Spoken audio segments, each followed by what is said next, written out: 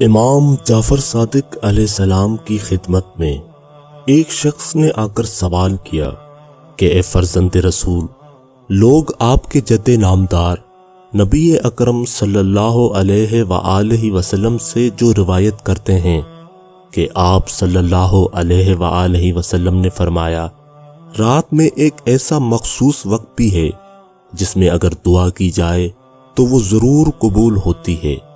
اے فرزند رسول، کیا یہ واقعی حدیث پیغمبر ہے اور کیا یہ بات صحیح ہے؟ امام جعفر صادق علیہ السلام نے جواب دیا کہ بے شک یہ حدیث پیغمبر صلی اللہ علیہ وآلہ وسلم ہے اور یہ بات صحیح ہے۔ اس پر اس شخص نے دوبارہ سوال کیا کہ اے فرزند رسول، پھر آپ ہی بتا دیں کہ وہ مخصوص وقت جس میں ہر دعا قبول ہوتی ہے رات کے کس حصے میں ہے؟ امام جعفر صادق علیہ السلام نے جواب دیا کہ اے شخص، یاد رکھنا، رات کا وہ مخصوص حصہ جس میں ہر دعا قبول ہوتی ہے آدھی رات سے لے کر اس کے 1/3 باقی رہنے تک کا ہے۔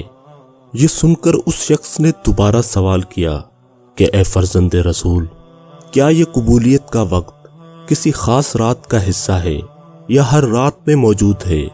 امام جعفر صادق علیہ السلام نے جواب دیا کہ بے شک یہ مخصوص قبولیت کا وقت ہر رات میں موجود ہے۔